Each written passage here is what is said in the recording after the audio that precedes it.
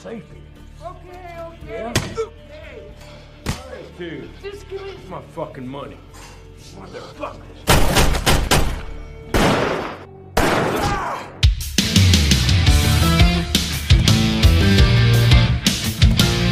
Halo Sobat Film, bertemu lagi bersama saya yang akan kembali membahas sebuah alur cerita film action menarik yang pastinya akan sangat seru untuk kalian tonton. Dan film yang akan kita bahas kali ini berjudul Daripada Penasaran, bagaimana kalau kita langsung saja ke TKP.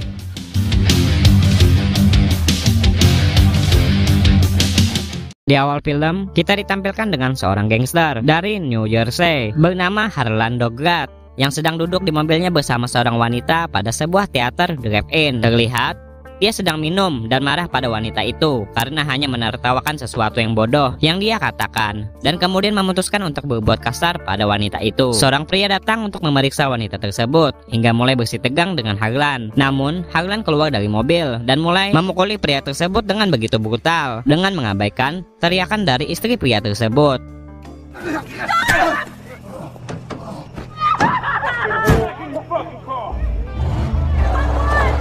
Scene kemudian berganti dengan menampilkan seorang pekerja pabrik baja bernama Russell yang saat ini dia sedang menyelesaikan pekerjaannya sehari-hari. Saat dia sedang menuju rumah, seketika dia melihat Jeff, saudaranya yang diparkir di luar toko judi yang dijelaskan bernama Rodney, seorang prajurit Amerika yang terlihat baru saja kalah dari taruhan pacuan kuda.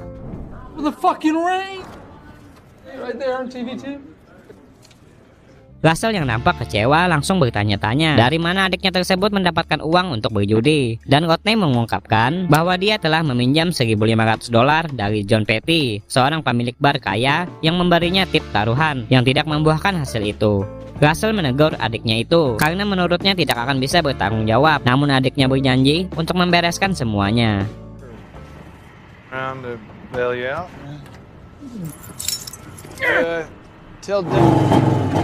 Keesokan paginya Russell menghabiskan sedikit waktu yang dia bisa dengan pacarnya yang bernama Lena sebelum dia berangkat kerja. Dan sebelum jam kerjanya tiba, dia mampir sebentar untuk mengunjungi ayahnya yang terlihat sedang sakit, dan juga mengobrol dengan pamannya bernama Gerard yang juga sedang berkunjung. Sebelum berangkat, dia berjanji kepada ayahnya untuk kembali menemuinya sepulang kerja.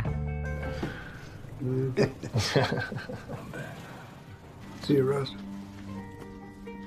Dan setelah selesai bekerja, Russell mampir ke bar milik John untuk bertemu dengan pemilik bar tersebut. Namun dia tidak muncul. Russell yang mengetahui bahwa John ada di dalam langsung memutuskan untuk berbicara dengannya. Yang kini terlihat John rupanya saat ini sedang ditekan oleh Harlan, si pria yang muncul pada awal scene tadi, tentang beberapa bisnis yang memburuk dan mengancam nyawanya.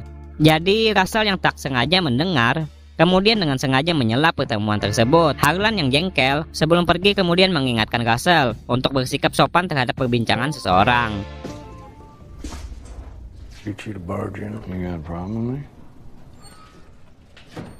John memberi Russell minuman sebagai rasa terima kasih. Russell kemudian menyerahkan kepada John sebuah amplop berisi uang yang dia tujukan sebagai hutang adiknya, dan kemudian berjanji untuk melunasi sisanya pada hari gajian berikutnya. John mengingatkannya bahwa dia tidak bisa memberikan jaminan kepada Rodney setiap saat, walaupun dia tetap menyetujui kesepakatan itu.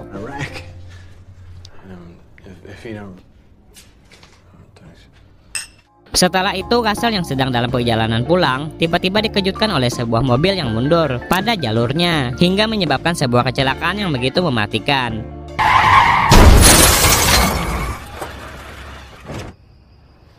Russell yang sadar kembali kemudian pergi untuk memeriksa mobil tersebut yang nampak di dalamnya telah menewaskan semua penumpangnya. Russell pun didakwa atas kejadian itu hingga membuatnya dikirim ke dalam penjara. Rodney yang datang mengunjunginya terus memberitahu dia tentang keadaan ayah mereka dan juga Lena yang dijelaskan telah menolak untuk mengunjungi Russell ataupun membalas surat-suratnya.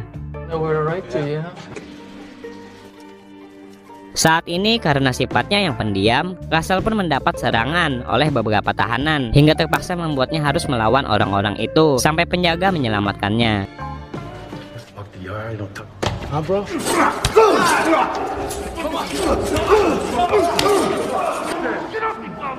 Hingga pada suatu hari, Russell segera mengetahui bahwa ayahnya telah meninggal dunia, dan Rodney menjadi semakin tertekan setelah setiap dia mendapatkan tugas militernya.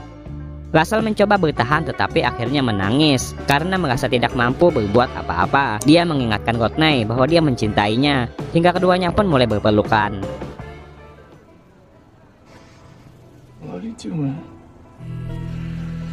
Dan setelah beberapa tahun lamanya, Russell pun akhirnya dibebaskan, dan kedua bersaudara itu kini akhirnya bersatu kembali dengan bahagia. Get away! Mereka mampir ke makam ayah mereka sebentar untuk memberikan penghormatan. Sementara itu, Lena yang kini telah move on dijelaskan telah berkencan dengan seorang kepala polisi bernama Wesley. Russell yang pada saat itu mampir ke tempat kerjanya melihat Wesley yang sedang mengantar mantan kekasihnya itu.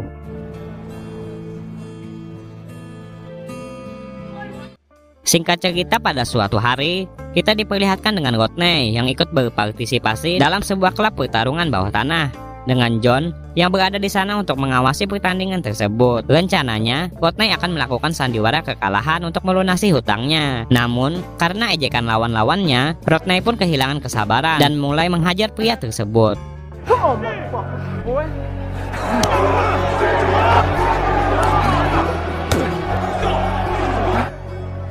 Setelah itu, John menegur Rodney karena tidak mengikuti rencananya, yang kemudian dijelaskan oleh Rodney bahwa dia telah merasa bosan karena terus melakukan sandiwara kekalahan tersebut untuk suatu perkelahian kecil, dan mengusulkan agar mereka mendapatkan pertarungan yang lebih menguntungkan di wilayahnya Harlan. Namun, John berpikir bahwa Harlan sudah berada di luar jangkauannya. Dia tahu Rodney adalah anak yang baik dan menyarankan agar dia mengambil pekerjaan yang layak. Namun, Rodney tetap saja menolaknya. It's not. Go work. This isn't the way for you to make them. You can do a lot. I don't want to work in the fuck. Sementara itu, Russell akhirnya mendapatkan kembali pekerjaannya di pabrik baja dan kini mulai mengerjakan rumah peninggalan ayahnya tersebut untuk diperbaiki. Hingga pada suatu hari, Russell menemukan seikat perban di tempat sampah yang kemudian langsung dia tunjukkan kepada Rodney saat dia pulang. Melihat wajahnya yang memar, Russell mengatakan kepadanya bahwa dia bisa melakukan apapun selain berkelahi, yang tidak terlalu membuatnya bangga dengan apa yang telah dilakukan adiknya tersebut. Hal ini membuat Rodney marah dan mengingatkan saudaranya itu akan pekerjaannya di tentara dan semua hal mengerikan yang harus dia tanggung sebelum berangkat.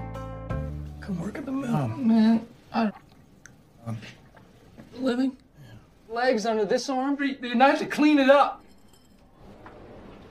Rodney kemudian pergi menemui John, menuntut agar dia menyiapkan pertarungan yang bagus untuknya di New Jersey. Mencoba untuk menjaga Rodney, tapi akhirnya dia menyerah pada kegigihan adiknya Russell tersebut dengan tetap memperingatkan bahwa dia mungkin akan menyesali hal ini.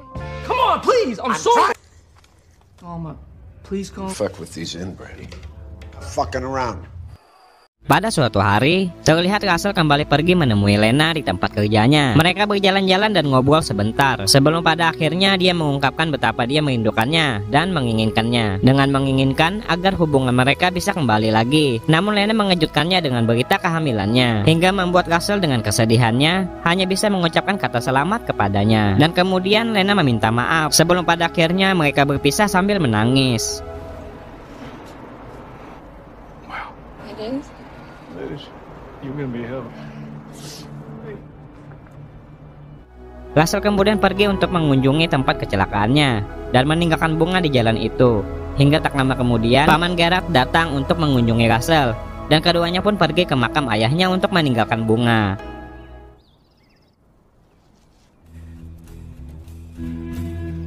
Sementara itu, John dan Rodney yang sedang menuju New Jersey akhirnya tiba di kompleksnya Harlan. Dia memperkenalkan Rodney kepada Harlan yang telah mendengar tentang perkelahian Rodney. Rencananya, lagi-lagi Rodney akan melakukan rencananya John. Nampak, baik Rodney maupun Harlan tidak dapat menahan ego satu sama lain.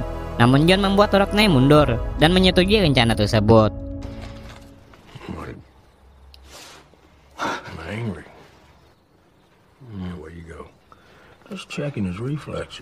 I'll take care of this. Pertarungan Rodney pun segera dimulai, dan dia menghadapi lawan yang tidak begitu terampil. Awalnya Rodney nampak bermain sesuai rencana, namun tiba-tiba auranya kembali muncul dengan mulai menghajar pria itu dengan begitu ganas.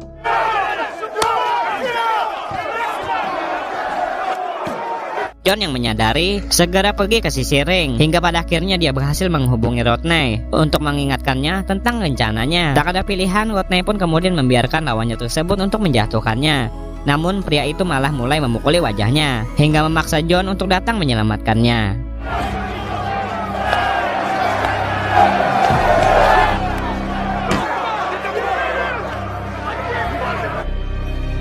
Harlan kemudian datang untuk menemui keduanya untuk mengungkapkan rasa terkesannya atas semangat juang yang dilakukan oleh Rodney. Namun di sini Harlan nampak masih ingin meminta uangnya dari John, yang kemudian mengingatkannya bahwa dia telah melunasi hutangnya dengan kekalahan yang telah dibuat oleh Rodney.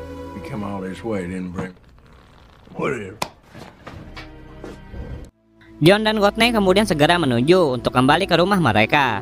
Dan ketika ponselnya secara tidak sengaja jatuh dan menghubungi pesan suara barnya selama perjalanan, John menyatakan bahwa dia sudah selesai berbisnis dengan Harlan. Sebelum pada akhirnya mereka tiba-tiba bertemu seseorang yang menghalangi jalan mereka, yang rupanya tak lain adalah Harlan dan kelompoknya. John menarik senjatanya ketika tiba-tiba Harlan berjalan menuju ke arah mobilnya untuk memberitahunya bahwa persoalan hutang mereka yang dianggap Harlan belum selesai. Sebelum pada akhirnya pria tersebut malah mengeksekusi John dengan begitu kejam. Orang-orang itu kemudian menyeret Rodney dari mobil dan menariknya ke semak-semak di dekatnya.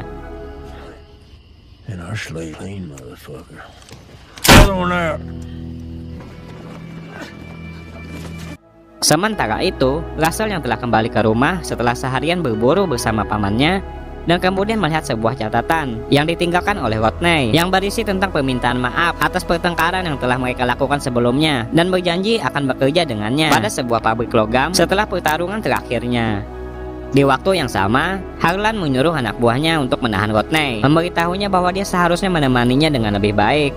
Namun di sini, Rodney malah menatapnya dan kemudian menyebutnya sebagai pengecut. Yang mana hal ini kemudian memicu Harlan untuk segera mengeksekusinya.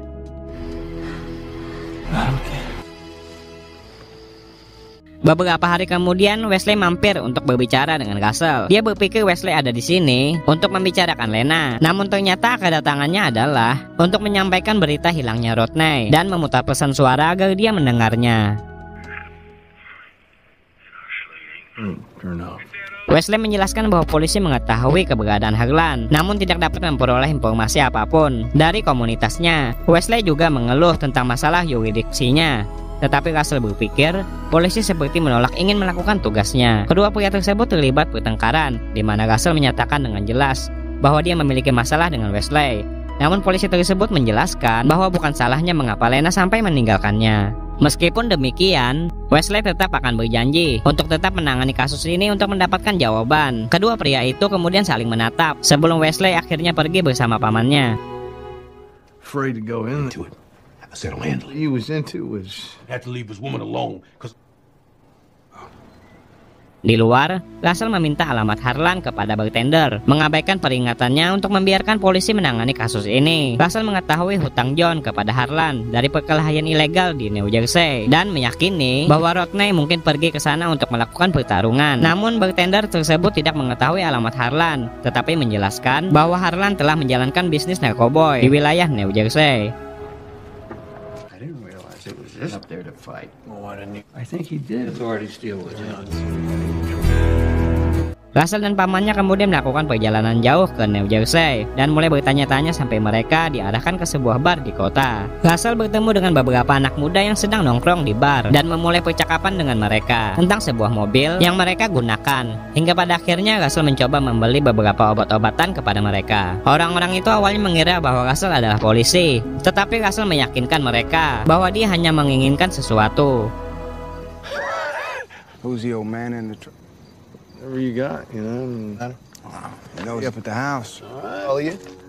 Orang-orang itu setuju dan kemudian membawa Russell kepada rumah persembunyian mereka. Dan saat Russell dan pamannya memasuki markas anak muda tersebut, dia tidak menyadari tentang Harlan yang berada di ruangan terdekat pada rumah tersebut. Mereka kemudian bertemu dengan penjual yang memberikan tas kepada Russell. Hingga kemudian Russell mulai bertanya tentang Harlan dan mengetahui bahwa dia pemilik rumah itu yang menurutnya tidak ada. Russell dan pamannya kemudian pergi dari tempat tersebut setelah mereka membayar beberapa obat yang mereka minta.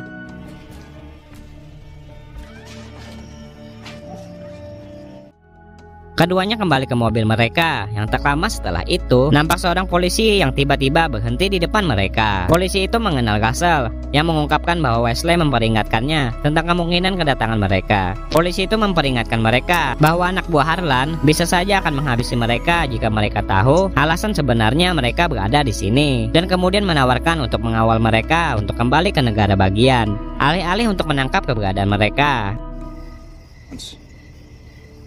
There's nothing yourself clear, gentlemen.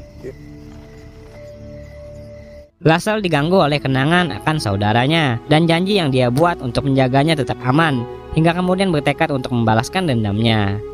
Dalam perjalanannya ke tempat kerja keesokan harinya, Wesley bertemu dengannya dan mengungkapkan bahwa polisi telah menemukan tubuh Rodney yang telah meninggoy, yang kini terkubur pada sebuah tanah yang dangkal, hingga membuat Russell seketika terdiam. Found your brother. Malam itu, Lena dan Wesley bergabung dengan Garrett dan Russell untuk makan malam. Lena mencoba menghiburnya dan memohon padanya untuk tidak membalas dendam. Hingga kemudian Wesley datang untuk berbicara dengan Russell, yang memintanya untuk sejenak melupakan masalah di antara mereka. I got it. Wait on it. Here we put. Sementara itu, Harlan yang berada di kabinnya terlihat sedang melakukan sesuatu. Tanpa menyadari ada tim polisi yang mendekat di sekitar rumahnya. Beberapa polisi itu pun menyerbu masuk. Tapi ternyata Harlan telah bersembunyi di lokasi lain. Please, on the ground! He's not on the ground!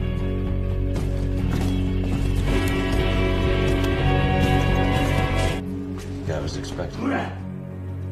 Di sisi lain, Russell yang tidak mampu mengatasi rasa kehilangan saudaranya mampir sejenak ke gereja untuk mempersiapkan diri. Setelah itu, dia pergi menuju bar, di mana kemudian dia menemukan buku besar milik John, serta menemukan nomornya Harlan. Where's that ledger? Huh? Dia menelepon preman tersebut dengan mengklaim bahwa dia telah mengambil alih atas rekeningnya John dan meminta Harlan untuk segera datang ke barnya jika dia menginginkan sisa hutangnya John. Harlan menuntut untuk mengetahui siapa orang itu, tapi Russell dengan cepat menutup teleponnya.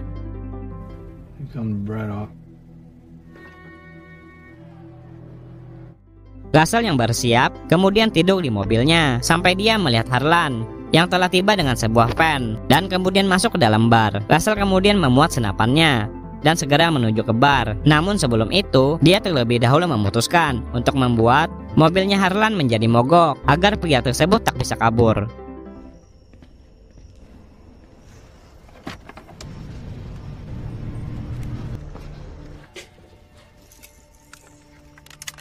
Sementara di dalam, Wesley yang bertemu dengan bartendernya John telah mengira bahwa dialah yang telah meneleponnya dan mendesak pria tua itu untuk segera menyerahkan uangnya. Harlan kemudian mulai memukuli pria itu dengan begitu brutal ketika Russell memasuki bar yang kemudian dengan cepat menjatuhkan anak buah Harlan.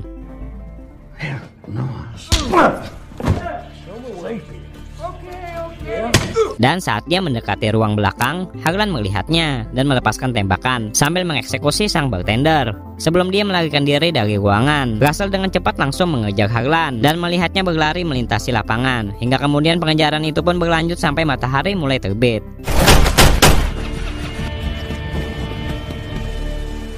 Wesley berlari ke sebuah pabrik yang ditinggalkan, tetapi Russell mengikuti jejaknya, hingga kemudian menguntitnya dengan senapan yang berada di tangannya. Yang mana pada waktu bersamaan, nampak Wesley mendapat telepon tentang suara tembakan yang sempat dilancarkan oleh Russell.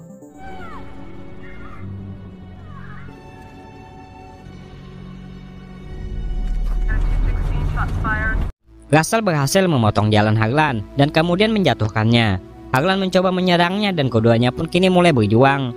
Namun terlihat Russell berhasil lebih unggul.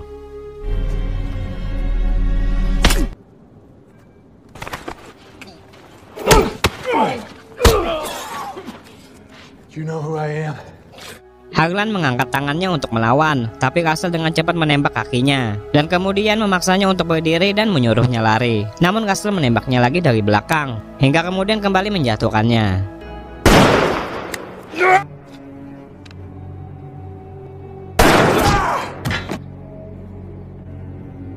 Russell kemudian menunggu Harlan yang berjuang untuk berdiri, yang nampak tetap berusaha untuk tetap bisa kabur. Namun Russell tetap mengikutinya, hingga mereka mencapai pada sebuah lapangan terbuka sampai dia kembali terjatuh.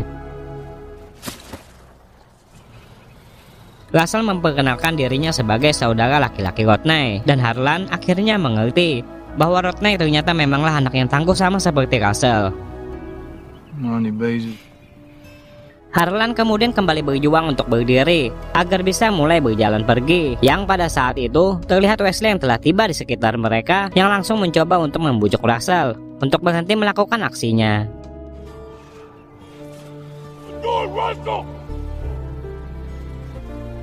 Namun Russell mengabaikan perintah Wesley untuk menjatuhkan senjatanya dan kemudian kembali membidik Harlan untuk menjatuhkan pria tersebut dengan sebuah tembakan yang tepat mengenai kepalanya.